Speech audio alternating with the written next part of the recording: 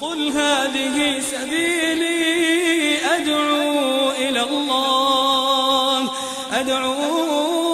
الله على بصيرة أنا ومن اتبعني وسبحان الله وما أنا من المشركين.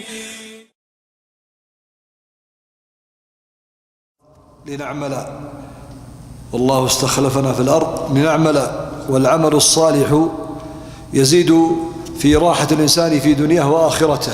والعمل الصالح فيه راحة للبال وطمأنينة للنفس، والعمل الصالح يزيد في ميزان حسناتك يوم أن تحتاج الحسنات يوم القيامة. فالحسنات معظمة عند الله جل وعلا، ويوم القيامة ينصب ميزان حقيقي له كفتان، كفة في اليمين وكفة في الشمال، وينادى الإنسان يوم القيامة ويحظى بين يدي الله فتجمع حسناته في كفة وسيئاته كفة، فمن رجعت حسناته في إلى جنة عرضها السماوات والأرض نسأل الله من فضله، ومن رجحت سيئاته والعياذ بالله أخذ، فقال الله خذوه فغلوه ثم الجحيم صلوه ثم في سلسلة ذرعها 70 ذراعا فاسلكوه. العمل الصالح من رحمة الله بنا أنه متنوع، وتنوعه لتنوع النفس ومشاربها، فالنفس لها مشارب ولها مداخل، فقد يفتح الله عز وجل لعبد في الصلاة فيكثر من الصلاة، وقد يفتح الله لعبد من الصدقة فيكثر من الصدقة، وقد يفتح الله عز وجل لعبد في حضور مجالس الذكر وطلب العلم وغيرها من الأعمال الصالحة التي تقربك من الله جل وعلا. حديثنا هذه الليلة عن آية عظيمة من كتاب الله جل وعلا وردت في سورة عظيمة، وهذه السورة يقول عنها النبي صلى الله عليه وسلم شيبت هود وأخواتها، هي سورة هود. هذه السورة التي فيها من الحقائق ومن العبر ما الله به عليم. وقد وردت هذه الآية التي سنتحدث عنها في هذه الليلة بعد أن وردت آيات الشقاء والسعادة، وكأن الله عز وجل بعدما بين أن الذين شقوا في النار وأن الذين سعدوا في الجنة، فكأنه يريد أن يقول لنا إن أردت طريق النجاة والسعادة فعليك بطريق الاستقامة. قال الله جل وعلا يخاطب نبينا محمد صلى الله عليه وسلم في هذا الكتاب العظيم فاستقم كما أمرت ومن تاب معك ولا تطغوا إنه بما تعملون بصير. نقف وقفات مع هذه الآية تفسيرا إجمالا، ثم نقف وقفات مع موضوع الاستقامة. أسأل الله أن يتقبل مني ومنكم. قوله سبحانه وتعالى فاستقم، السين والتاء للطلب، كأنه قيل للنبي صلى الله عليه وسلم اطلب الإقامة على الدين. بهذه الآية فاستقم كأنه يقال للنبي صلى الله عليه وآله وسلم اطلب الاستقامة على الدين، كما نقول استغفر أي اطلب الغفران، واستطعم أي اطلب الطعام، واستشهد أو واستهدي أي اطلب الهداية. ولا يعني أمر الرسول صلى الله عليه وسلم بالاستقامة إن لم يكن مستقيما، لا حاشا وكلا، بل كان في غاية الاستقامة صلى الله عليه وآله وسلم.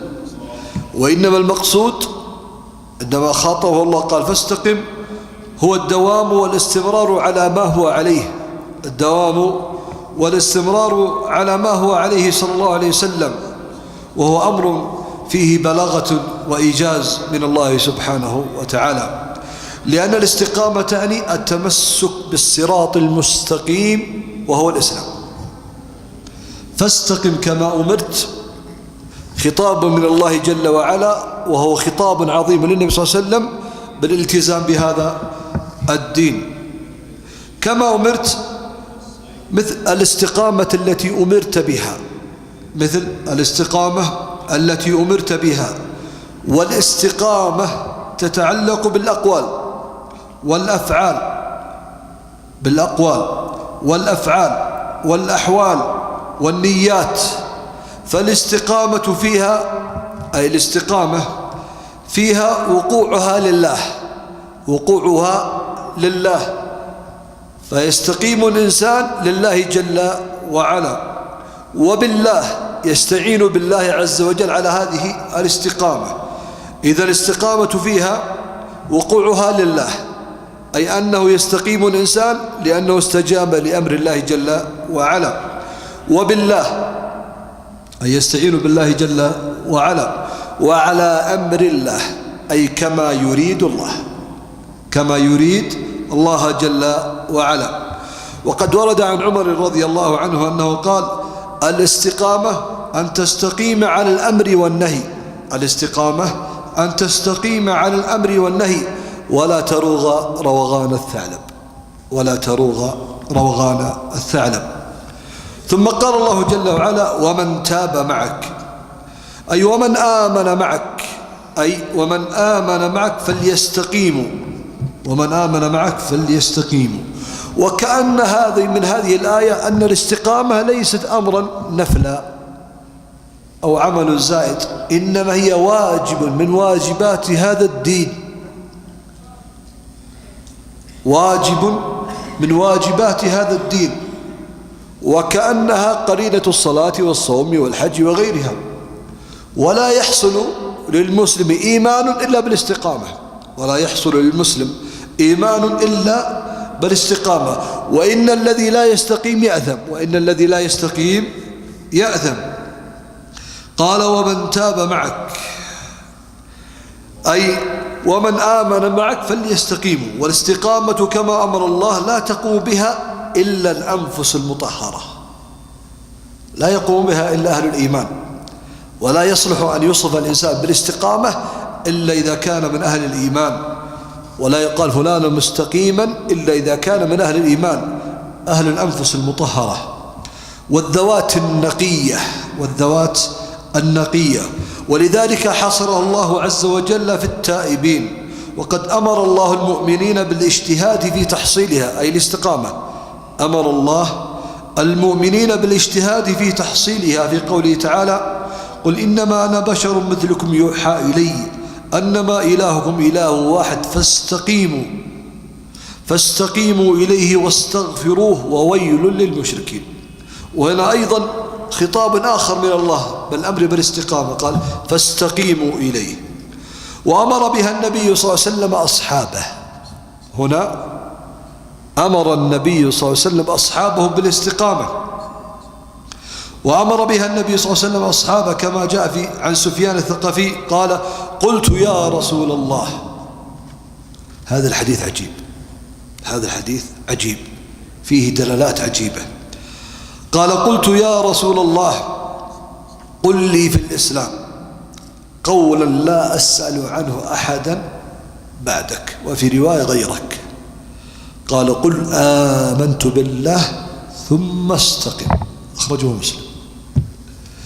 هذا الحديث فيه وقفات عجيبة. أولا طلب العلم، هذا الصحابي طلب العلم هنا، ثم من طلب العلم من النبي صلى الله عليه وآله وسلم، عرف أنه هو المصدر التشريع، وأنه هو الرحمة المهداة، وأنه صاحب الحكمة صلى الله عليه وسلم، وأنه الذي لا ينطق عن الهوى إن هو إلا وحي يوحى. ثم إن هذا الصحابي جلس مع نفسه كثيرا وقال: قل لي في الإسلام قولا. هو ليس ينكر الإسلام أو ليس يعني كثرت عليه شرائع الإسلام، لا، إنما يريد أن يأخذ أعلى الإسلام، أجمل الإسلام، أوثق الإسلام، أعظم الإسلام. فقال: قل لي في الإسلام قولا لا أسأله عنه أحدا غيرك. وكأنه يقول: أعطني الخلاصة، أعطني يعني شيء أتمسك به أدافع به عن نفسي يوم القيامة، شيء أقول علمني إياه النبي صلى الله عليه وسلم وسأبقى عليه حتى ألقاه. ثم إذا وقفت بين يدي الله قلت: هذا يا ربي ما علمني النبي صلى الله عليه وسلم. الصحابة كانوا ديدنهم مع النبي صلى الله عليه وسلم شيئا عظيما، كانوا يفطنون لهذا الدين ويتعلمونه ويعيشون من أجله. يا الله، حقيقة هم جيل لن يتكرر، جيل كما ذكر عنهم أحد الكتاب قال هذا جيل قرآني، وهو جيل لن يتكرر، لأن الصحابة عاشوا بوجود النبي صلى الله عليه وسلم فاستناروا بنوره واستهدوا بهديه صلى الله عليه وسلم، فكان قريبا منهم. وكان منهج الصحابة منهج عظيم، وهو الخلل الذي وقعنا فيه. كانوا الصحابة يتعلمون القرآن والدين للتنفيذ، يعني يسمعون الأمر من القرآن أو من النبي صلى الله عليه وسلم مباشرة ينفذون، لا يتأخرون. لكننا نخشى والله أن يكون منهجنا للاستماع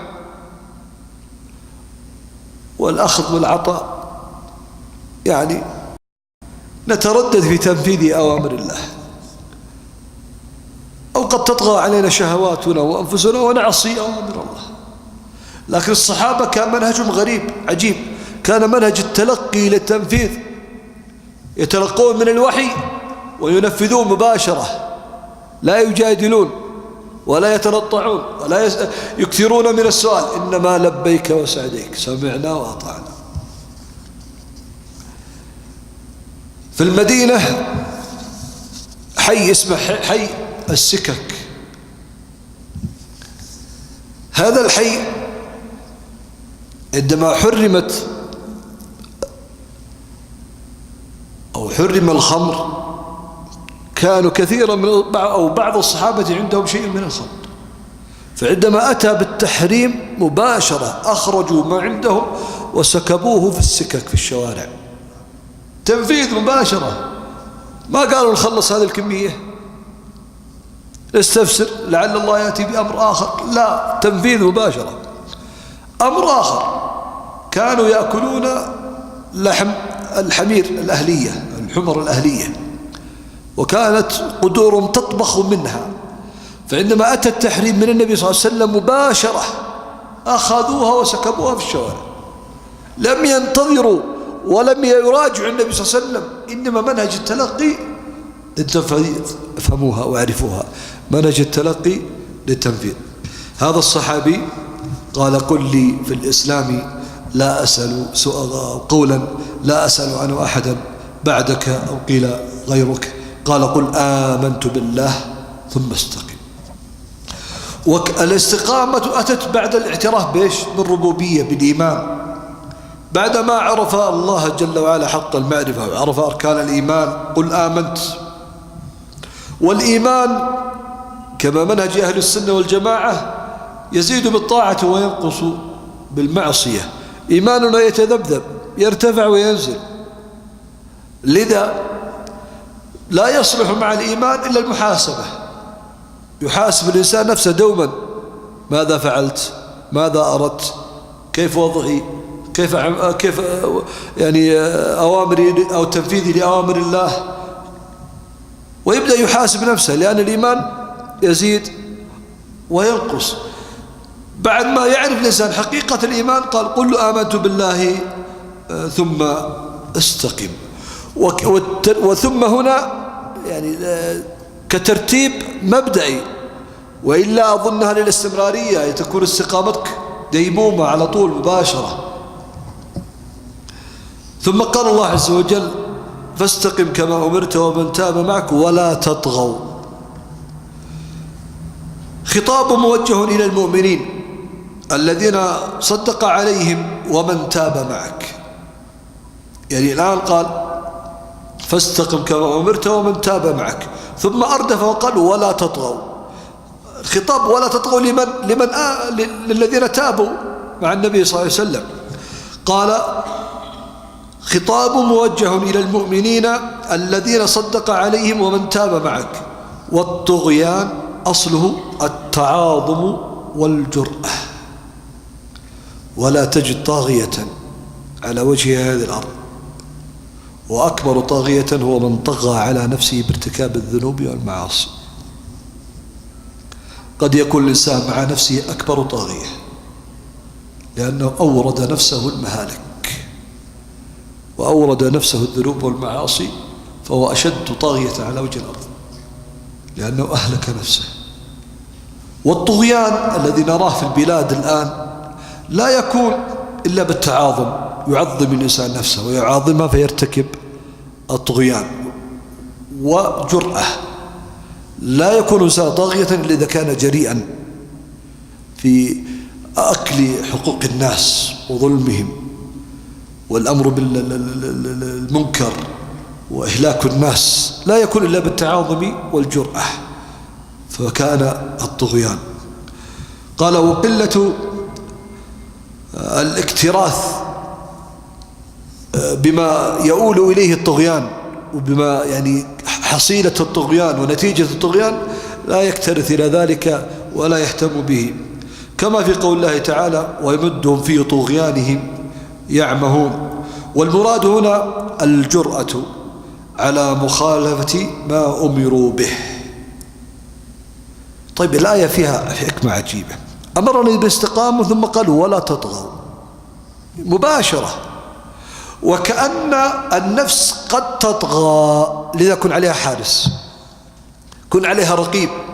هكذا النفس البشرية، النفس البشرية خلقها الله هكذا تطغو، إن لم يكن عليها حارس ومراقب وشهيد حتى يعيدها إلى الاستقامة، حتى يعيدها إلى الاستقامة. قال والمراد هنا الجرأة على مخالفة ما أمروا به. قال تعالى لبني إسرائيل كلوا من طيبات ما رزقناكم ولا تطغوا فيه فيحل عليكم غضبي.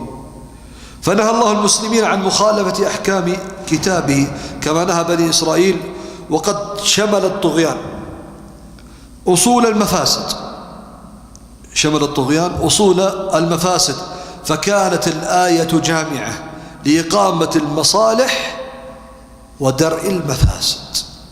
لذا هنا قاعدة شرعية، درء المفسدة مقدم على جلب المصلحة، موجودة في هذه الآية. يعني أصول الفقه وأصول الدين وقواعد الشرعية استنبطت من القرآن، فهذه الآية فيها جلب المصالح كاملة وهو الاستقامة والأمر بها، وفيها درء المفاسد كلها ولا تطغوا ولا تطغوا. فبهذه الآية يكون خطابا عظيما من الله جل وعلا النبي صلى الله عليه وآله وسلم، وهذا الخطاب يدخل فيه من آمن بالنبي صلى الله عليه وسلم وتاب معه. أسأل الله أن يشملنا وإياكم بعفوه ورحمته وكرمه. ثم ختم الآية بجملة عظيمة فيها مراد ومقصد من الله عظيم. قال إنه بما تعملون بصير، إنه بما تعملون بصير. أعلم الله عز وجل وأخبر في هذه الآية أنه بصير بأعمال العباد، لا يغفل عنه شيء ولا يخفى عليه شيء، وسيجازيهم على أعمالهم. وهذا الخير يتضمن التحذير من الجرأة على المحارم والتخويف من الاستهانة بالجرائم والتخفي بها، كقوله تعالى ألم يعلم بأن الله يرى، وكقوله تعالى ولا تحسبن الله غافلا عما يعمل الظالمون إنما يؤخرهم ليوم تشخص فيه الأبصار، وكقوله تعالى أم يحسبون أن لا نسمع سرهم ونجواهم بلى ورسلنا لديهم يكتبون. صدق النبي صلى الله عليه وسلم عندما سئل شبت يا رسول الله؟ قال شيبتني هود وأخواتها. وهل هذه الآيات إلا مما يعني تعتبر صياط من الله لقلوبنا لكي تتعظ ولكي تقرب؟ فاستقم كما أمرت ولا تطغوا إنه بما تعملون بصير. أي أن الله عز وجل يراك ويعلم حالك ولا يخفى عليه شيء من أمرك. الله عز وجل مطلع عليك، مطلع على سرائرك وظواهرك، مطلع على ما قدمت وما ستؤخر، لأنه سبحانه عظيم، لأنه قريب، لأنه عليم، لأنه خبير، لأنه سميع، لأنه بصير، لأنه يمتدح نفسه فيقول إن الله لا يخفى عليه شيء في الأرض ولا في السماء، كل خاف عند الله ظاهر. والله عز وجل يمتدح نفسه قل إن تخفوا ما في صدوركم أو تبدوه يعلمه الله ويعلم ما في السماوات وما في الأرض. والله عز وجل هو الخالق وهو الآمر لنا، وهو الذي سينتظرنا في آخر خطاب سمعه النبي صلى الله عليه وسلم من ربه قبل بفواته بأيام في سورة البقرة. قال الله واتقوا يوما ترجعون فيه إلى الله ثم توفى كل نفس ما كسبت وهم لا يظلمون. هذه الرسالة وهذه الحقيقة الربانية من الله جل وعلا، أمرنا بالاستقامة ثم أخبرنا أننا إليه راجعون ليحاسب على ما صدر منا وما خرج من أحوالنا وما نحن عاملون عليه. الله عز وجل عندما ذكر إنه بما تعملون بصير، يعلم الله عز وجل أننا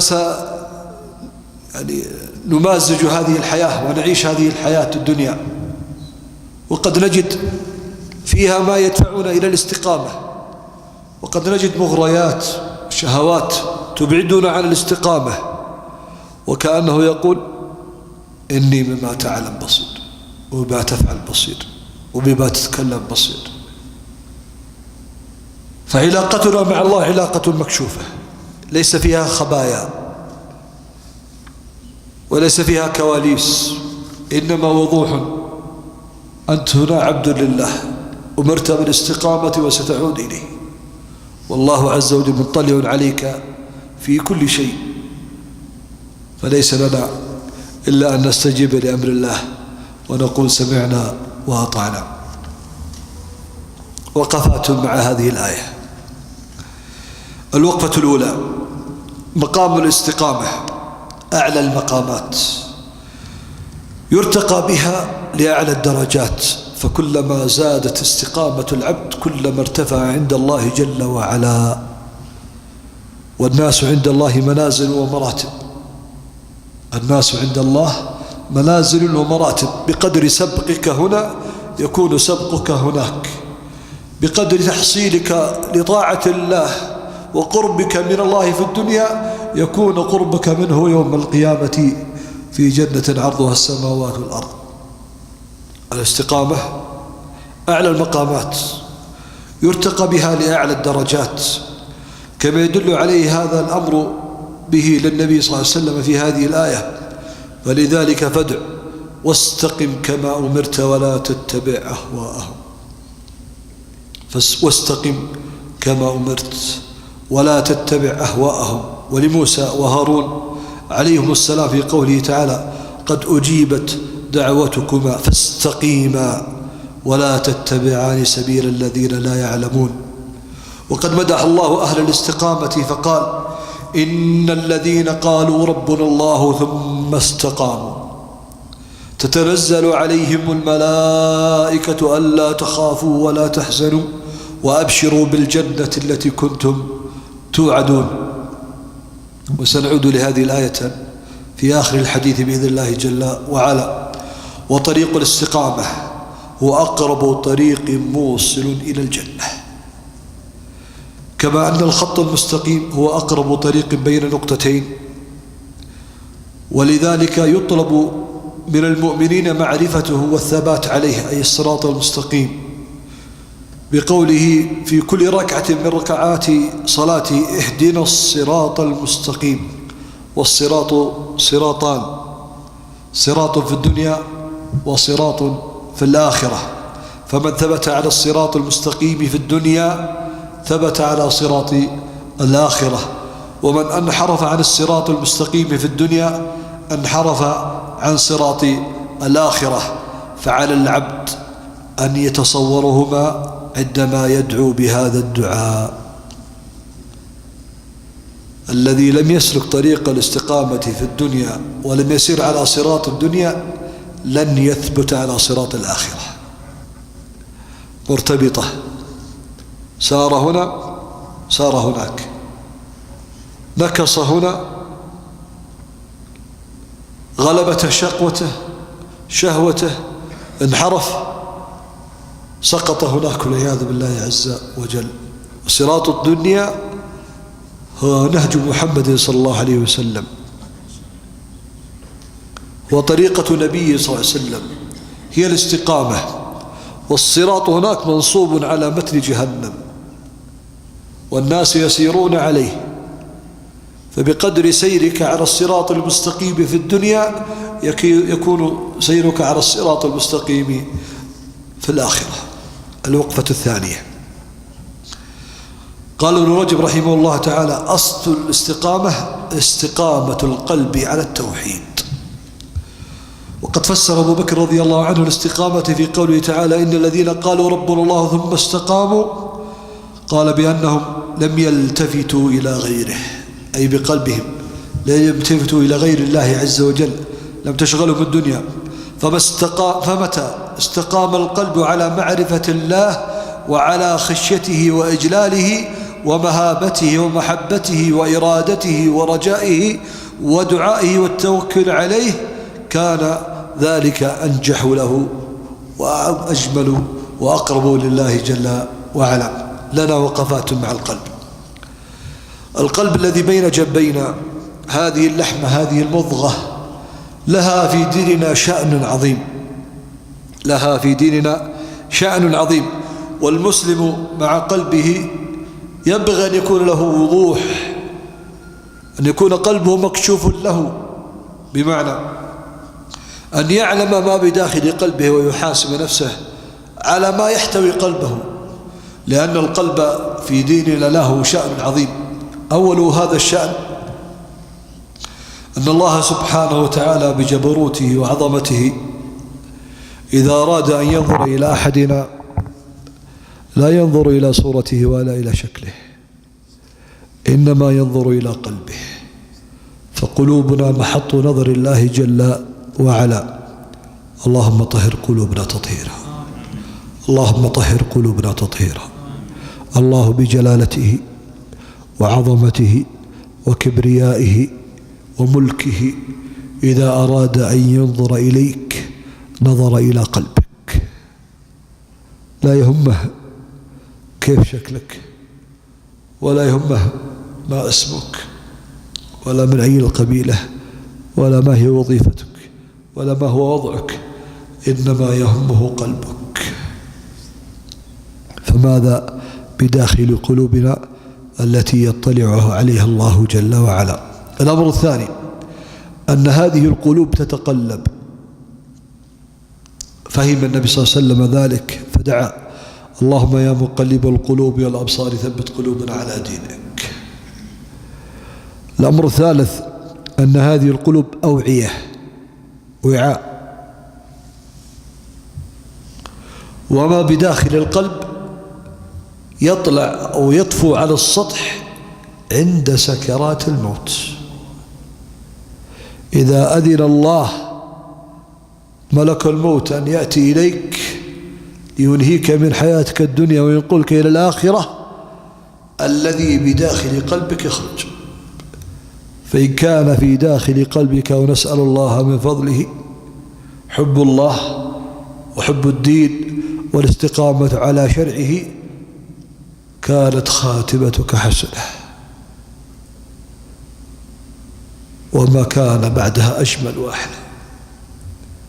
وإذا كان البعيد عن هذه الوجوه، عن أزواجنا وذرياتنا، في قلبه دخن، في قلبه حب للمعاصي والذنوب، في قلبه شيء وعاء، خرج ذلك على السطح فعمل عملا سيئا فمات عليه والعياذ بالله، فكانت خاتمه سيئة. وفي الحديث إن أحدكم لا يعمل بعمل أهل الجنة حتى ما يبقى بينه وبينها إلا ذراع فيسبق عليه الكتاب فيعمل بعمل أهل النار فيدخلها. لما؟ كان من أهل الجنة. قال فيما يبدو للناس أنه يعمل من عمل أهل الجنة، لكن هذا الشخص كان في قلبه شيء سر، عندما أتت سكرات الموت طغى هذا السر فاغتاله. سموها العلماء غوائل السر. اغتال شيء في خاطره في قلبه سر، اغتاله في وقت يحتاج كل واحد منا إلى الثبات. أسأل الله أن يرحمني وإياكم في ذلك الموطن، وأن يختم لي ولكم بخاتمة حسنة، وأن يجنبنا الشقاء في الدنيا والآخرة. أيضا القلب سيد الأعضاء، فكل عضو في جسدك يأتمر بالقلب، فالقلب هو مصدر الأوامر والأعضاء للتنفيذ. فإذا صلح القلب صلح الجسد كله، وإذا فسد القلب فسد الجسد كله. قلبك يحتاج إلى صيانة، إلى تطهير. القلب يحتاج إلى أعمال في طاعة الله جل وعلا، وإلا انقلب عليك. إن لم نعمل قلوبنا في طاعة الله وإلا انقلبت علينا. والأعمال القلبية التي يعملها المسلم بقلبه المحبة، الإخلاص، الانقياد، الخوف من الله والخوف من عذاب الله، القبول. إذا اشتغل قلبك بطاعة الله بإذن الله كان ثابتا على الحق. فإذا صلح القلب واستقام القلب استقامت الجوارح كلها. ولا يستقيم القلب إلا إذا دخل الإيمان وتعشعش فيه وتغلغل في القلب. وأعظم شيء تصلح به قلبك معرفة الله، معرفة الذي خلقك والذي أوجدك من العدم والذي يمدك بالنعم والذي إليه ترجع وتعود. إنا لله وإنا إليه راجعون. معرفة الله هي سبب عظيم لصلاح القلب وصلاح الحال. فقدر معرفتنا بالله بقدر صلاحنا، ولا تحصل الاستقامة إلا بمن عرف الله، ومن عرف الله عرفه الله. ومعرفة الله تكون بمعرفة أسمائه وصفاته، فلله أسماء حسنى وصفات عليا. فإذا تعرفت على أسماء الله وعلى صفات الله عرفت الله، عرفت أن الله سميع فهو يسمع كل شيء. كيف نعرف الله؟ قال بتعدد اللهجات. تخيلوا كم لهجة على وجه هذه الأرض، من الذي يعرفها كلها؟ إنه الله. والله لو في هذه الساعة أمر الله العباد كلهم، كل عبد من عباد الله رفع يده، مسلمهم وكافرهم، جنهم وإنسهم، حتى الحيوانات، حتى الجمادات، لو أنطقها الله كل واحدة من هؤلاء كلهم سأل الله في هذه اللحظة لسمع الله كل واحد ومسألته، ولم تختلط عنده الأصوات سبحانه وتعالى. والله هو البصير، يبصر كل شيء، لا يخفى عليه شيء. إن الله يبصر دبيب النملة السوداء على الصفات السوداء في الليلة الظلماء، ويرى عروق تلك النملة، بل يرى الدم في تلك العروق سبحانه وتعالى. الله عليم وله صفة العلم، علم الله عظيم. علم الله يعلم ما مضى، يعلم ما مضى، كل شيء مضى يعلمه الله، ويعلم الله ما يحصل الآن، ويعلم الله ما سيحصل في المستقبل. علم عظيم، يعلم ما مضى، ويعلم ما يحصل، ويعلم ما سيحصل في المستقبل. السلام ورحمة الله وبركاته. ويعلم سبحانه أن الأشياء التي لم يقدرها لو قدرها الله كيف يكون حال ناس مع هذه الأشياء التي لم يقدرها. قال الله: ولا يحيطون بشيء من علمه إلا بما شاء.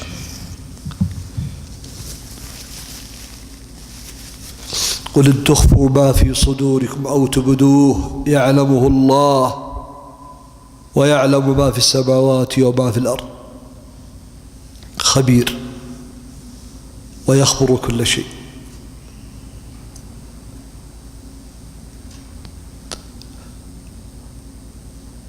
الله عز وجل يمتدح نفسه، قال: وإذا بعثر ما في القبور وحصل ما في الصدور إن ربهم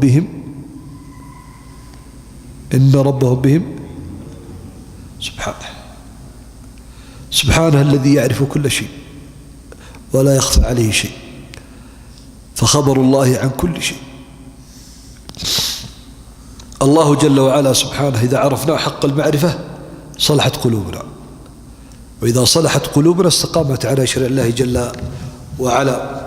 ولا تستقيم الجوارح إلا إذا استقامت القلب. قال: فمتى استقام القلب على معرفة الله وعلى خشيته وإجلاله. الخشية الخوف منه، نخاف منه، نعم، لأن الله حذرنا من نفسه. قال: ويحذركم الله نفسه وإليه المصير.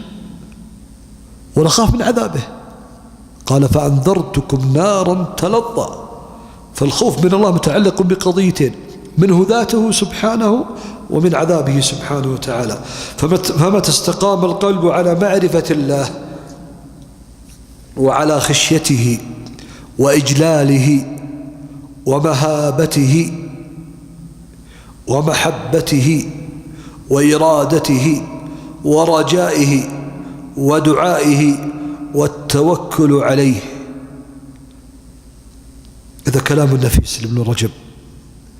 قال: فمتى استقام القلب على معرفة الله وعلى خشيته وإجلاله ومهابته ومحبته وإرادته ورجائه ودعائه والتوكل عليه والإعراض عما سواه. وكل منا أعرف بحاله. أي شيء يتعارض مع معرفة الله، محبة الله مع الدين، أنت أعرف بحالك، ابتعد عنه. والإعراض عما سوى ذلك استقامت الجوارح كلها. فلا نأمر العين أن تغض البصر والقلب ساهل لاهن، ولا نأمر الأذن أن لا تسمع الحرام والقلب ساهي لاهي، ولا نأمر اليد عن كف أكل مال الحرام والقلب ساهي. إنما نصلح القلوب لكي تصلح الجوارح. والدين يحتاج منا أن نعيش حقيقته.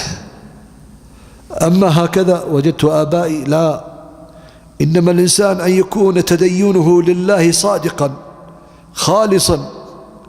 اشتر نفسك اليوم، اعتق نفسك من النار، اقرب من الله جل وعلا. أنا ساقف لوحدي بين يدي الله، أنا سيحاسبنا الله. هذا هو الدين، هذا هو التدين. لذا لن يرتدع المسلمين عن الفواحش والمصائب إلا إذا ارتدعت قلوبهم عن حب تلك المعاصي والقرب من الله جل وعلا. ولا تصلح حال الأمة إلا إذا صلح أفرادها، ولا يصلح حال الفرد إلا إذا صلح قلبه. قال: وإذا حدث ذلك استقامت الجوارح كلها على طاعة الله، فإن القلب هو ملك الأعضاء وهي جنوده، فإذا استقام القلب استقامت جنوده ورعاياه. وأعظم ما يراعى استقامته بعد القلب من الجوارح اللسان، فإنه ترجمان القلب والمعبر عنه، ذكره رحمه الله في جامع العلوم والحكم. اللسان شأنه في ديننا شأن عظيم. أبي بكر التفت إلى هذا الأمر وتفكر فيه وقال: يا رسول الله، هل نحاسب بما نتكلم عنه؟ قال: ثكلتك أمك، وهل يكب الناس على مناخرهم يوم القيامة إلا حصائد ألسنتهم؟ اللهم طهر ألسنتنا من الطغيان، اللهم طهر ألسنتنا من الكذب والخداع والسوء يا رب العالمين. الوقفة الثالثة: عرفنا الاستقامة وعرفنا أنها أمر، وأنه أمر الله للنبي صلى الله عليه وسلم وأمره للأمة بعده، وأن القلب الاستقامة لا تصلح إلا بصلاح القلب. فما هي الاستقامة؟ نريد أن نعرف معنى كلمة استقامة. هذه الكلمة ما معناها؟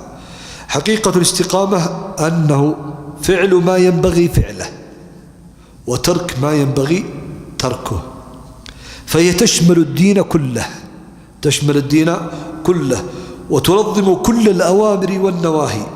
فلها ركنان: الاستقامة فعل المأمورات، وهو يشمل الواجبات مثل التوحيد والصلاة والزكاة والصيام والحج، والمستحبات مثل صلاة النافلة، النفقة الغير واجبة، نافلة العلم، نوافل الصلوات، نوافل الذكر. إذن الاستقامة لها ركنان: فعل الأوامر وهي الواجبات، وفعل النوافل أيضا على ذلك. الركن الثاني من الاستقامة ترك المنهيات، ترك المنهيات، وهو يشمل المحرمات مثل عقوق الوالدين، الزنا، شرب الخمر، المكروهات، ويشمل أيضا المكروهات مثل الأخذ بالشمال، العطاء بها، النوم قبل العشاء والحديث بعده، وهكذا أي شيء ورد فيه مكروه. والاستقامة أن تستقيم على أمر الله بفعل الأوامر وترك النواهي. ومعنى آخر الالتزام، أنت تلزم نفسك. لماذا؟ عرفت الله، وعرفت أن الاستقامة واجبة، وعرفت أنك ستعود إلى الله. بما أنك ستعود إلى الله ليحاسبك، فتلزم نفسك الاستقامة على الله جل وعلا. ومعنى تلزم نفسك أي النفس لا تقبل ذلك، فالنفس خلقت أصلا ظالمة جاهلة طاغية، هكذا النفس أمارة بالسوء، ولا تصلح إذا الزمتها بطاعة الله جل وعلا، الزمتها بترك المعاصي والذنوب والإقبال على الله جل وعلا، الزمتها بالصبر على طاعة الله، الصبر عن معصية الله، الصبر على أقدار الله جل وعلا. فإذا ألزمت نفسك استقمت. والإلزام هنا يكون بشيء يعني لطيف، وهي معرفة من الذي أمرك، إنه الله، وماذا سيعطيك، جنة عرضها السماوات والأرض. إذا الاستقامة بكل اختصار فعل الأوامر وترك المحرمات. تزيد على ذلك قال فعل الأوامر والمستحبات النوافل، تزيد على ذلك ترك المحرمات والمكروهات، وتزيد على ذلك ترك شيء من المباحات التي قد توصل إلى المحرمات. فكما قلت بادئ ذي بدء أن هنا نحن في ميدان سبق، بقدر سبقك هنا يكون سبقك في الجنة.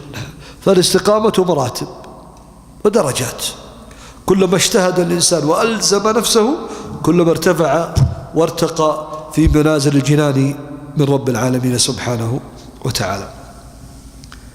ما ثمرات الاستقامة؟ ثمرات الاستقامة: الذي رضي بالله ربا وبالإسلام دينا وبمحمد صلى الله عليه وسلم نبيا ورسولا واستقام على شرع الله له ثمرات من المولى جل وعلا، وهذه الثمرات عطاء منه سبحانه وتعالى. والله له هدايا، وهدايا الله لا مثل لها. هدايا الله لا مثل لها ولا تشبه شيئا من هدايا الدنيا. اسمعوا معي قول الله جل وعلا: إن الذين قالوا ربنا الله من قلوبهم استقامت قلوبهم، وحدوا، آمنوا أشد الإيمان، رضيوا بالله ربا، آمنوا. إن الذين قالوا ربنا الله. ثم حتى مسمى الربوبية مسمى جليل عظيم. الأنبياء الذين ذكروا في القرآن يطلبون الله، يدعون الله دائما، يدعونه بربنا، ربنا هب لنا من أزواجنا وذرياتنا ربنا، لأن الربوبية مقام عظيم. من تمثل هذا المقام عاش حياة عظيمة، عاش حياة سعيدة، عاش حياة مرتفعة عن الدنيا. يقول أحدهم: إن العيش مع الله إن العيش مع الله والعيش لتحقيق عبودية الله والعيش مع القرآن عيش يرتفع بالإنسان فيرفعه حتى ينظر إلى أهل الدنيا وكأنهم لا شيء، ينظر إلى أهل الدنيا وكأنهم كالأطفال يلعبون بلعب الأطفال، يتكلمون بلثقة الأطفال. هو يرتفع بإيمانه، يرتفع بدينه، وكأن الدنيا لا شيء.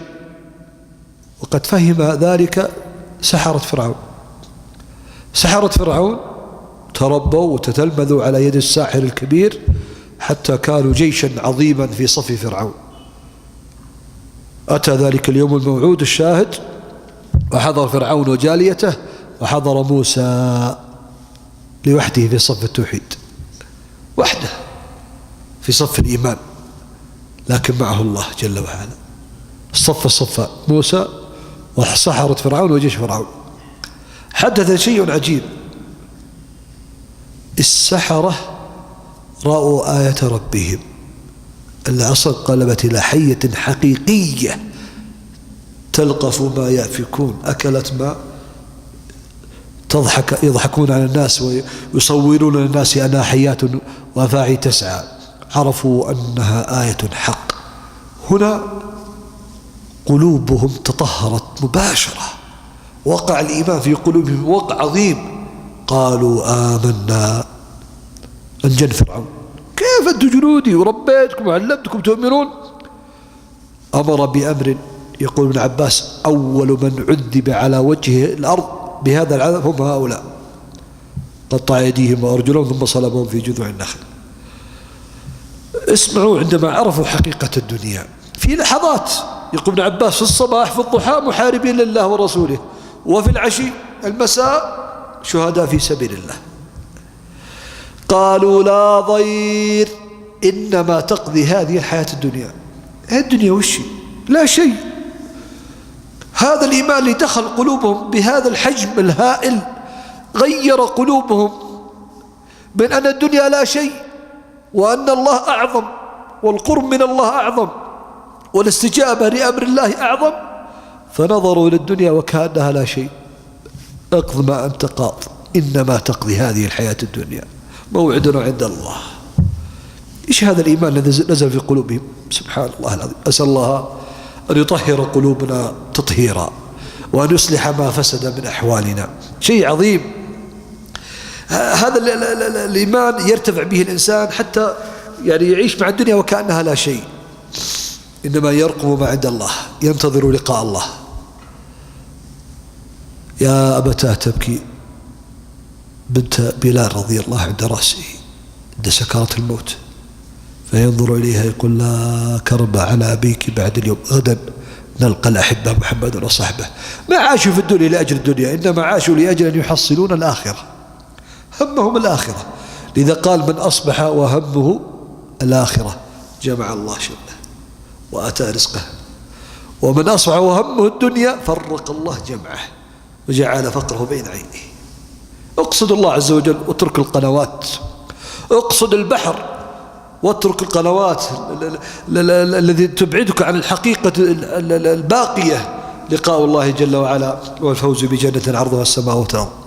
إن الذين قالوا ربنا الله ثم استقاموا، اسمعوا الثمرات. أول ثمرة قال: تتنزل عليهم الملائكة ألا تخافوا ولا تحزنوا. وهذه أول ثمرة للاستقامة من الله جل وعلا، أن الله يرسل لك الملائكة وتبشرك في موطن تحتاج فيه إلى التبشير وإلى التطمين وإلى التثبيت، وتقول لك لا تخاف على ما مضى من دنياك، لا تخاف على ما ستقابل من أهوال يوم القيامة وشدته، ولا تحزن على الدنيا وما فيها، لأن هناك أهوال يوم القيامة تنتظرنا يشيب منها مفرق الصبي، الغلام الصغير يشيب منها مفرقة، ما يشيب المفرق إلا وقد وصل الإنسان عمر، لكن من أهوال يوم القيامة يشيب منها مفرق الصبي الصغير. أهوال عظيمة، مشاهد مرعبة مخيفة، تأتيك الملائكة وتقول لك لا تخاف. ليش؟ فلان بن فلان، الأمير فلان، المنصب فلان، لا إلا مانع أنك مستقيم على شرع الله. يقول الإمام وكيع رحمه الله: تتنزل الملائكة على المستقيم في 3 مواطن عصيبة. تخيل نفسك في هذه المواطن وتخيل بشارة الله إليك. أول موطن عند الموت، تلك اللحظة التي ينقطع فيها الرجاء إلا من الله، وتنظر النظرات الأخيرة إلى الدنيا وتعلم أنك ستفارق. تأتيك الملائكة وتقول لا تخاف ولا تحزن. يا الله، ما أجملها من بشارة. لذا تجد كثير ممن يعني صوروهم وهم في خاتمة حسنة يبتسم يضحك، تبشره الملائكة تقول لا تخاف على ما ستقابل من أهوال يوم القيامة ولا تحزن على الدنيا وما فيها. قال الموطن الثاني عند القبر، إذا أدخل الإنسان القبر استوحش لوحده، فريد وحيد في هذه الحفرة، ترى كل شيء، استوحش، خاف. تأتيه الملكة وتقول لا تخاف ولا تحزن، أسأل الله بفضله. الموطن الثالث في عرصات يوم القيامة،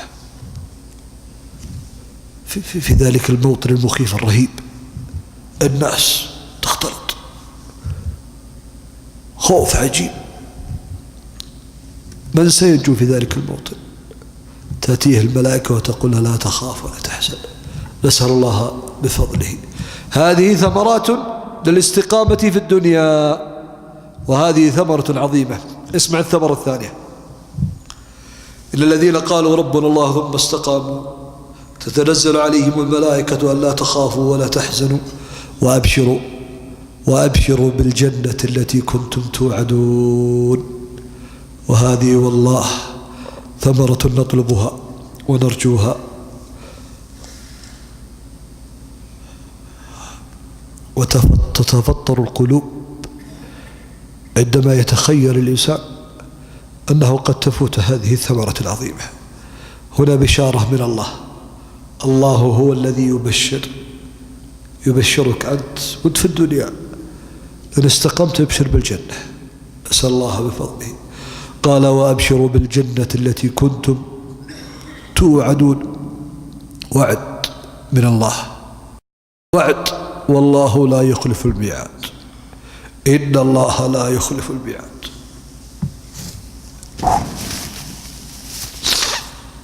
وهذه الجنة التي بشر الله عز وجل بها فيها ما لا عين رأت ولا أذن سمعت ولا خطر على قلب بشر. أول ما يدخل المؤمن الجنة يرفع عنه الهم والغم والضيق والحزن والكدر والمرض، فكل في الجنة مبرأة من كل أذى. يدخل الإنسان وتنهال عليه البشائر وينهال عليه النعيم من كل مكان، زوجات، قصور، أنهار. من عجائب الجنة أن أهل الجنة لا ينامون. النوم راحة في الدنيا من عناء الدنيا، لكن ما في الجنة عناء من أي شيء ترتاح. فالله رفع النوم على أهل الجنة لأن النوم أخو الموت، فإذا مات الإنسان نام الإنسان كأنه ميت، وإنما أدخلوا الجنة ليتنعموا، فحرم الله عليهم النوم في الجنة فهم في نعيم يتلذذون كل لحظة من لحظات بقائهم الجنة. تضيق بيوتنا في الدنيا، تضيق ولو كانت وسيعة. قد يبتلى الله إنسان بشيء من الضيق والهم فيضيق عليه حتى بيته الوسيع. قد تتضايق من جيرانك، من الطرق، لكن اسمع بيتك في الجنة، نسأل الله من فضله. في الحديث إن للمؤمن في الجنة خيمة مجوفة من لؤلؤ. اللؤلؤ حجر ثمين في الدنيا، يستخرج من بطون البحار، وأكبر لؤلؤة ممكن تشوفها مثل حبة الحمص. اسمع بيتك في الجنة. قال إن للمؤمن في الجنة خيمة من لؤلؤ مجوفة، أي فاضية مجوة، طولها في السماء 60 ميل. يا الله، نسأل الله من فضله، يعني أكثر من 80 كيلو متر طولها بس. فإذا كانت طويلة لازم تكون أرضها وسيعة، ما يتحمل شيء طويل إلا الأرض الوسيعة. قال وفيها هذه الخيمة زوايا، في كل زاوية أهلون لا يرى بعضهم بعضا. زوجات ما يشوفون اللي في الزاوية ذي، ما يشوفون اللي في الزاوية ذيك، نسأل الله بفضله. الجنة أنهار من لبن، وأنهار من ماء مصفى، وأنهار من عسل، وأنهار من خمر. أنهار الدنيا إن وجدت، أسأل الله أن يغيث البلاد والعباد، وأن يرد على الأرض زينتها. أنهار الدنيا مخددة، تخدد الأرض، تحفر في الأرض. أنهار الجنة لا، تسير على سطح الجنة، ولا يختلط نهر بنهر، وكلما شربت منه الكأس الثاني أطعم من الكأس الأول. في الجنة أكل وشرب. أتى يهودي إلى النبي صلى الله عليه وسلم قال يا رسول الله تزعم أن الجنة يأكلون ويشربون؟ إذا أكل الإنسان وشرب في الدنيا يحتاج إلى الخلاء، والخلاء أذى، الجنة ما فيها أذى. قال نعم، والذي نفس محمد بيده إن أحدهم ليعطى قوة 100 رجل في الأكل والشرب والجماع. قوة 100 رجل في الأكل والشرب والجماع.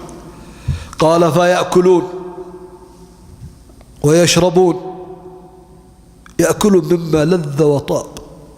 قد تجد في القرآن بعض أسماء الأكل والفواكه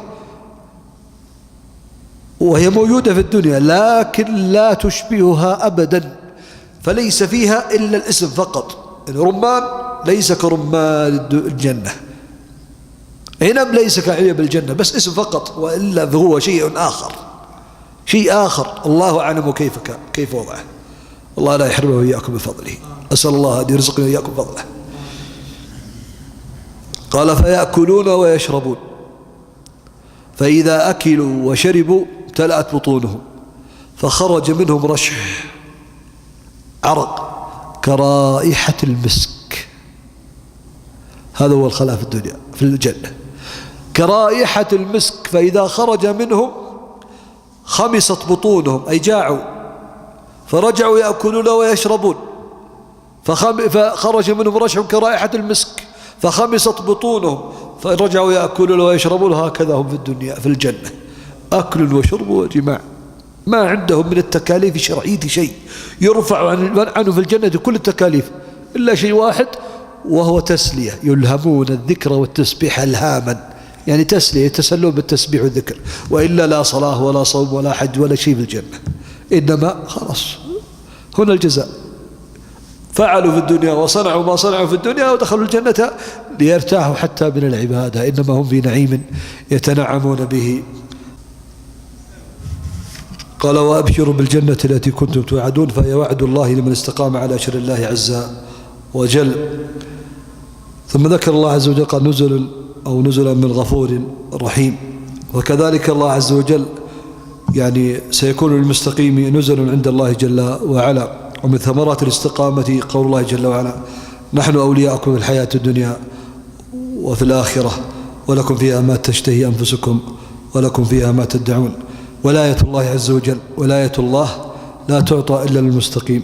وقد تكون في هذه الآية معنى ولاية الملائكة، أي أن الله تحافظ على المستقيم في الدنيا وتحيطه برعاية الله جل وعلا، فولاية الله لا تعطى إلا للمستقيم. الله ولي الذين آمنوا يخرجون من الظلمات إلى النور، ومن الذين كفروا أولياءهم الشياطين طاغوت الذين يخرجونهم من النور إلى الظلمات أولئك أصحاب النار هم فيها خالدون.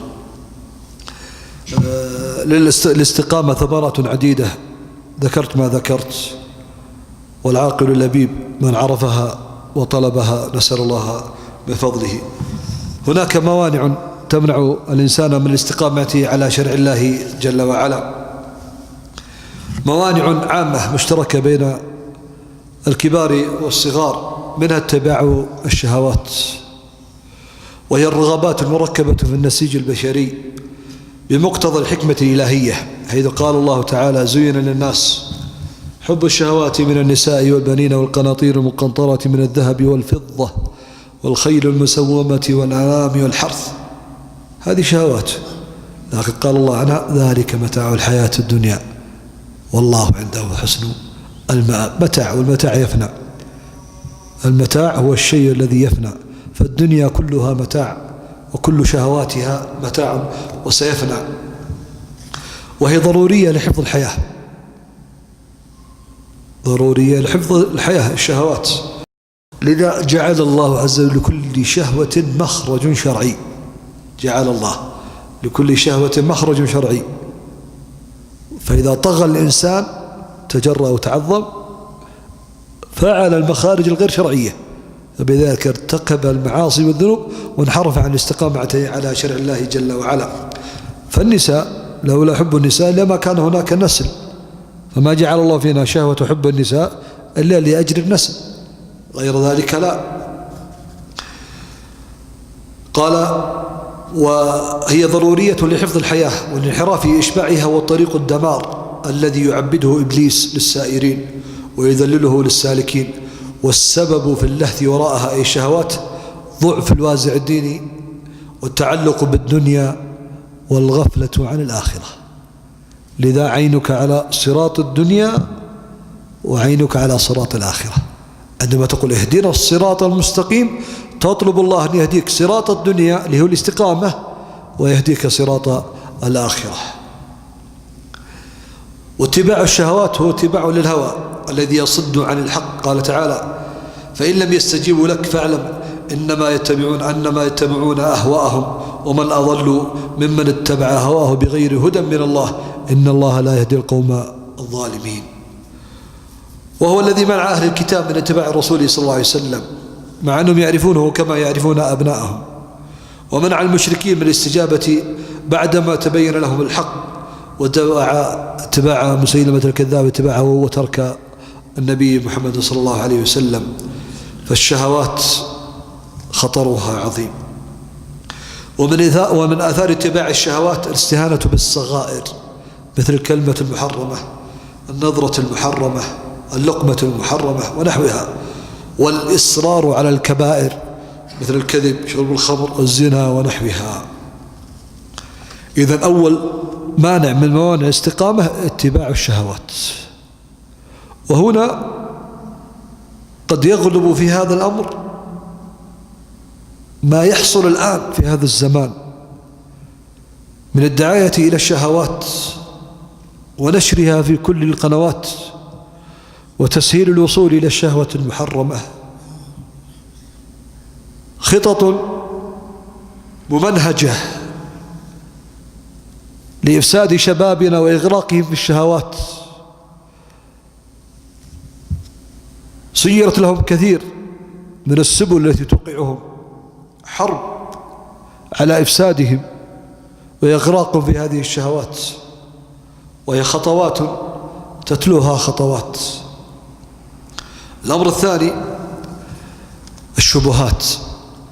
الشبهات هي أفكار هدامة ومناهج منحرفة يزينها شياطين الإنس والجن ويروجون لها عبر الرسائل المختلفة والوسائط المتنوعة، وهي من بنات أفكارهم الساقطة ليست من الدين وأوهامهم الإبليسية. قال تعالى: كذلك جعلنا لكل نبي عدوا شياطين الإنس والجن يوحي بعضهم إلى بعض زخرف القول غرورا ولو شاء ربك ما فعلوه فذرهم وما يفترون. ومن أثار الشبهات التي نعيشها في هذا الزمان، زمان الإنترنت والانفتاح على العالم، التشكيك في الخالق سبحانه وتعالى. نعم، هناك من يروج مثل هذه الشبهات في أوساط شبابنا، بل وصلت إلى بعض أمورنا الحتمية اللازمة على شبابنا، ترويج للشبهات، ترويج ويعني إشاعة أن هذا الدين إنما يسلكه من اقتنع فيه، وليس لازما على كل إنسان أن يستقيم على شرع الله. إذا أردت الاستقامة فاستقم، هذا المسجد أمامك وهذه المسبحة وهذه السجادة، وصل وهذا قناعتك أنت. لكن إذا أنت لا ترغب ذلك ولست مجبورا على ذلك، لماذا نأمرهم ونحكم عليهم بالردة ونسجنهم ونشهر بهم؟ قناعة. تروج هذه الشبهة في أوساط المسلمين الآن وبين شبابنا، دعوة إلى الإلحاد، برامج تنتشر، مقاطع يتكلموا فيها عن الطبيعة، وأن هذا الشيء موجود، يعني ما يحتاج إلى خالق، وحتى يصل بالشاب ويتتبع أخبارهم وأحاديثهم ومقاطعهم إلى يقول يعني وجود الله شيء ممكن وغير ممكن، نسأل الله العافية. والترويج لفصل الدين عن الحياة، يعني الذي يبغى المسجد يروح المسجد، اللي يبغى مكان ثاني يروح مكان ثاني، افتح المساجد وافتح الأشياء الأخرى، الذي يريد يذهب والذي يريد يذهب، كل إنسان مسؤول عن نفسه، كل إنسان سيحاسبه الله لوحده.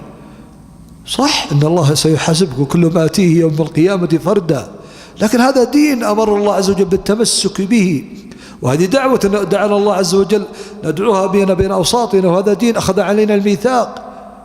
ولدنا في أمة مسلمة يجب أن نطبق الإسلام وشرائعه في ديننا، وهذا أمر من الله جل وعلا لا نتنازل عنه لحظة واحدة ولا نفس واحد، إنما نأخذ أنفسنا ونأخذ من تحت أيدينا على دين الله عز وجل، نأمرهم بالأوامر ونأمرهم بترك المحرمات.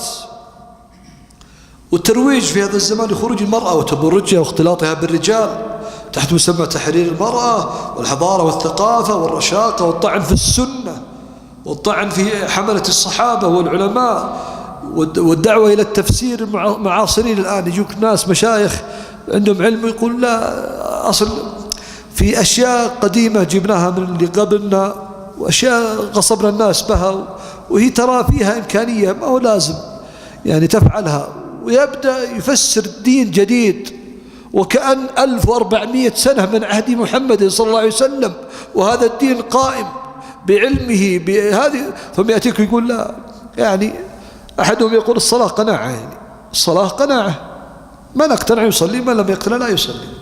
شبه أثيرت في هذا الزمان حتى ضعف الدين، بدأت تخاف على نفسك والله، تخاف على أهلك وعلى أولادك مما تسمع ومما ترى، وترى الصحابة فيهم كان وكذا، ويبدون حتى يتكلموا في الصحابة والعلماء ترى بشر، يعني يؤخذ منهم ويرد وينقصوا قيمة العلماء، وهم دعاه إلى كذا وكذا.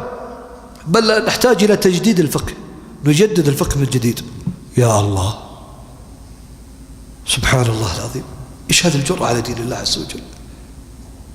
لا علاج هذا إلا بالعلم الشرعي والتأصيل فيه والالتصاق بالعلماء الربانيين الذين يشهدوا لهم بالإيمان ويشهدوا لهم بالتقوى والورع وطلب العلم منهم والحذر كل ساقط ليس لا نكرة لا يعرف ولا يعرف من هو، ثم يأتي في وسائل الإعلام ويتكلم وكأنه هو العالم الذي فقه الدين كله. خطط ممنهجة وتأخذ خطوة خطوة.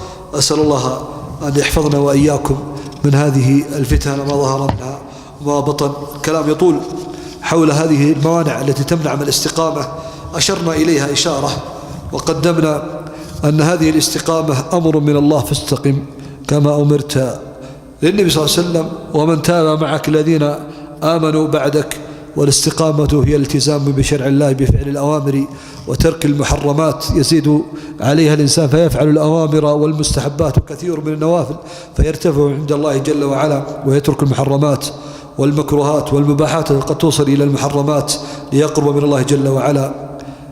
لها ثمرات عظيمة يكفي أنها استجابة لأمر الله، ثم جنة عرضها السماوات والأرض، ثم لا تخاف ولا تحزن. هذه ثمرات الاستقامة. ذكرنا بعض موانعها، أسأل الله أن يعيننا وإياكم على طاعته. تطلب الاستقامة بإصلاح القلب.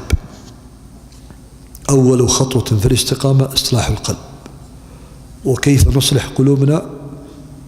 نتعرف على الله، فإذا عرفنا الله صلحت قلوبنا. تطلب الاستقامة بالانشغال بطاعة الله وأمر ذريتك ومن تحت رعيتك بالطاعة. وتطلب الاستقامة بأعظم شيء وهو الدعاء. فالدعاء كنز عظيم. ادعو الله دائما وكثيرا وأطل في الدعاء. ادعو الله أولا بحمد الله، ثم بغفران الذنوب، ثم بالثبات على الحق، ثم بطلب الجنة والعياذ من النار، ثم بالحفظ من الفتن والثبات على الاستقامة. ادع لأمك ووالدتك وزوجتك وأولادك. ادع لأولادك كثيرا باسمهم: اللهم اهد خالد، اللهم اهد علي، اللهم اشرح صدره، اللهم نور بصيرته، اللهم احفظه في صلاته باسمه. ادعو لبنتك أيضا بالحياة وبالعفة باسمها. أكثر من الدعاء، فإن الله لا يمل حتى نمل. يعني لو قعدت تدعو الله 24 ساعة ما مل الله، يسمعك. والله يحب الملحين في الدعاء ويغضب لمن لم يسأله. متى آخر مرة جلست مع نفسك وسألت الله وأنت ذليل خاضع كأنك طفل مسكين بين يدي والده؟ الدعاء عبادة عظيمة، اعتراف منك بعبوديتك وضعفك ومسكنتك، واعتراف بأن الله القادر المعطي سبحانه وتعالى. الدعاء لذة في هذه الدنيا. الذي لم يذق لذة المناجاة لم يعبد الله حق المعرفة. الذي لم يذق لذة المناجاة، وتكون أعظم ما تكون في الخلوات، في مكان لا يراك فيه أحد من البشر، تخلو بربك. نسأل الله أن يعيننا على أنفسنا وأن يصلح ما فسد من أحوالنا. اللهم يا حي يا قيوم يا كريم يا جواد يا عظيم. اللهم يا من تسمعنا وترى مكاننا وتعلم حالنا، نسألك في هذه الساعة الطيبة المباركة في هذا المكان الطيب المبارك أن تغفر ذنوبنا وتستر عيوبنا وتكفر عنا سيئاتنا. اللهم ارزقنا الاستقامة والثبات عليها. اللهم ارزقنا الاستقامة والثبات عليها. اللهم ارزق زوجاتنا وأولادنا وبناتنا الاستقامة على الدين والثبات عليه. اللهم اصلح شباب المسلمين، اللهم اصلح بنات المسلمين، اللهم اصلح شيب المسلمين، اللهم اصلح نساء المسلمين، اللهم اصلح المسلمين عامة يا رب العالمين. اللهم من أراد بناتنا وشبابنا بسوء اللهم اشغله في نفسه ورد كيده في نحره. اللهم من أراد تبديل ديننا وتغريب مجتمعنا اللهم لا تحقق له غاية واجعله لمن خلفه عبرة وآية يا رب العالمين. اللهم شل أركانه وجمد الدماء في عروقه.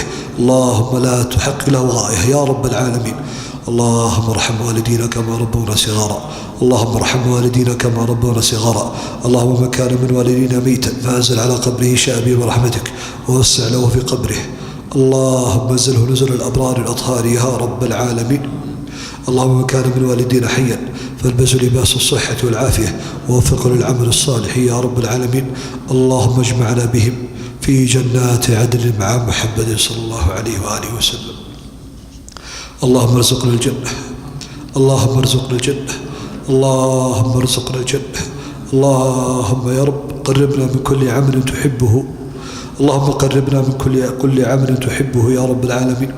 اللهم نعوذ بك من النار، اللهم نعوذ بك من النار، اللهم نعوذ بك من النار يا رب العالمين. اللهم يا حي يا قيوم، اللهم اجعل آخر كلامنا من الدنيا لا إله إلا الله. اللهم واحسن خاتمتنا. اللهم ارحمنا إذا حلت بنا السكرات، اللهم ارحمنا إذا حلت بنا السكرات. اللهم ارحمنا إذا أدخلنا قبورنا، اللهم ارحمنا إذا بعثنا، اللهم ارحمنا إذا عرضنا بين يديك. اللهم اجعلنا ممن ثقل موازينه بالحسنات يا رب العالمين. اللهم اجعلنا ممن يأخذ كتابه بيمينه. اللهم اجعلنا ممن ينادى يوم القيامة ادخلوها بسلام آمنين. اللهم أجرنا وأجر والدينا وزوجاتنا وأولادنا من النار يا رب العالمين. اللهم انصر جنودنا المجاهدين المرابطين على الحدود، اللهم انصرهم وثبت أقدامهم، اللهم انصرهم وثبت أقدامهم. اللهم احفظهم في أنفسهم واحفظهم في أهليهم. اللهم ارحم شهداءهم، اللهم ارحم شهداءهم ووسع لهم قبورهم ونور لهم قبورهم. اللهم يا رب اللهم اجعلهم مع محمد صلى الله عليه وسلم في جنات عدن يا رب العالمين. اللهم عليك بالحوذة ومن عاونهم، اللهم شرد بهم كل مشرد، اللهم انسف معاقلهم وشرد بالخوف نعاسهم واضرب بين آرائهم. سلط عليهم ما خرج من أرضك، سلط عليهم ما نزل من سمائك. اللهم يا حي يا قيوم اضرب الظالمين بالظالمين وأخرج المسلمين منهم سالمين يا رب العالمين. كل إخواننا في العراق وفي سوريا وفي بورما وفي فلسطين وفي كل مكان يا رب العالمين وتحت كل سماء. اللهم اجعل دعاءنا هذا نصرة لهم يا رب العالمين. اللهم من أراد بلادنا بسوء اللهم اشغله في نفسه ورد كيده في نحره. اللهم اصلحنا حكاما ومحكومين، رعاة ورعية. اللهم احفظ ولي أمرنا، اللهم احفظ ولي أمرنا ووفقه للعمل الصالح وارزقه البطانة الصالحة. اللهم ولنا خيارنا واكفنا شرارنا. وآخر دعوانا الحمد لله رب العالمين، وصلى الله وسلم على حبيبنا محمد.